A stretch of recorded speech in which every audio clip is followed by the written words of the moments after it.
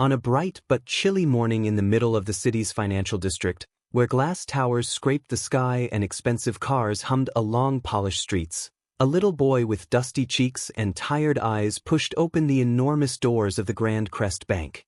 His name was Michael Allison, and his small hands clutched a worn-out card the way someone holds the last piece of hope they have left in the world.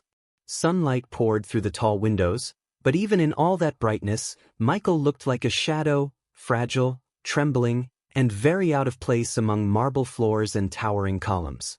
And as he stepped forward, heads turned, not out of kindness, but out of confusion, surprise, and a touch of judgment. All he wanted was simple. He wanted to check his balance. If you believe kindness can change someone's life, and if you stand for second chances, please take a moment to like, comment, share, and subscribe to Noble Folktales 247. Your support helps us spread more light in a world that desperately needs it. Michael's journey to that bank had not started with courage. It had begun with desperation. He had spent the last 2 days wandering the city with only a few coins in his pocket, wearing a torn gray shirt and jeans that barely fit.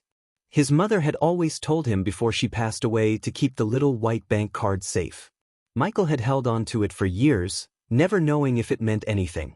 He only knew that today, with hunger gnawing at his stomach and strangers avoiding him on the sidewalks, he was finally ready to see if the card was worth anything at all, if his mother had left him a miracle or nothing at all. The bank was alive with noise and energy that Michael had never experienced before. Screens flashed figures and stock charts. Workers in tailored suits hurried past one another, carrying files and coffee cups. Phones rang constantly. Every corner glowed with wealth. And in the center of all this power sat Maxwell Grant, one of the wealthiest investment magnates in the city. His laughter filled the air, echoing across the floor as he held court with his advisors. He was a man used to winning, used to power, and used to being untouchable. Nothing ordinary ever rattled him. But then he noticed Michael. He stood at the customer service desk, timidly sliding his card forward. The banker behind the counter, Elena Rohr, froze at the sight of the boy's condition. People were staring, some out of concern, many out of shock, and a few with irritation. Michael's voice was barely audible as he explained what he needed. Elena offered him a soft smile and guided him gently toward Maxwell's section because his exclusive terminal could access deeper archives of old accounts. Michael didn't know this. He only followed because he wanted to finally know if he had anything left in this world. Maxwell watched him approach with mild amusement. He assumed this was some publicity stunt or perhaps a misunderstanding. He leaned back in his seat, chuckling quietly as the little boy stepped up to the counter. With a quick motion, he handed him the card, an old, faded debit card that had seen better years. Maxwell shook his head at the absurdity of it all. A billionaire being asked to check a homeless child's bank balance. The situation was so surreal that he couldn't help the smirk growing on his face. But Michael wasn't laughing. His hands were shaking. His eyes darted nervously around the large room, absorbing every judgmental stare. He just wanted answers. Just one moment of truth. The room seemed to hush as Maxwell inserted the card into the screen. Then everything changed. Maxwell's smile fell instantly. His eyebrows slowly drew together. He leaned forward, rereading the digits on the screen as if they might rearrange themselves into something more believable. His advisors stepped closer, their faces shifting from curiosity to shock. Elena held her breath. The balance on the screen wasn't empty. It wasn't small. It wasn't normal for someone like Michael. It was enormous.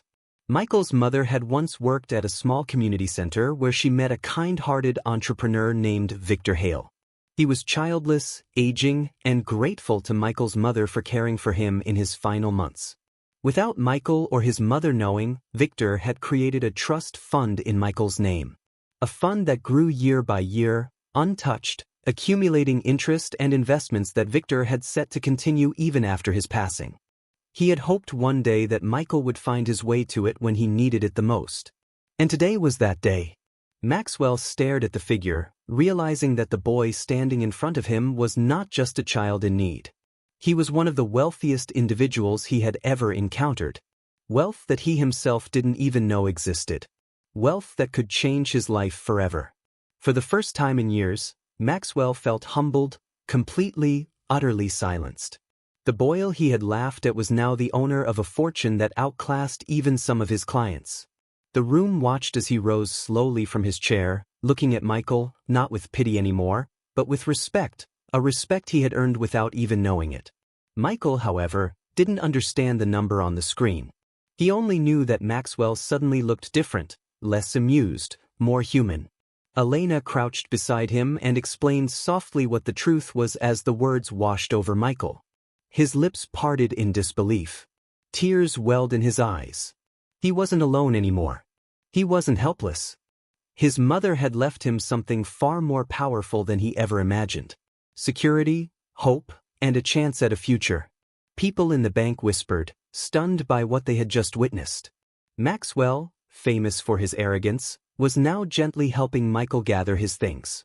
He offered him food, water, and promised to assign his best advisors to protect his interests until a proper guardian could be appointed. Michael nodded, still overwhelmed, clutching the card that had just transformed his life. It was still daytime, sunlight shimmering through the high windows, but for Michael, the world felt new, warmer, brighter, and finally safe. If this story touched your heart, please remember to like, comment, share, and subscribe to Noble Folktales 247. Your engagement helps these powerful stories reach more people who need hope. Before the story ends, please comment below. What would you do if you discovered a miracle when you least expected it? As Michael stepped out of the Grand Crest Bank later that afternoon, walking into the golden daylight with a small smile forming for the first time in years, he realized something profound. The world could be cruel. The world could be cold, but sometimes hidden in the most unexpected places, there were gifts left behind by those who loved us. Gifts powerful enough to change everything. And that day, Michael carried his close to his heart, knowing his life was no longer defined by fear, but by possibility. Please, kindly subscribe and sharing this story to your loved ones.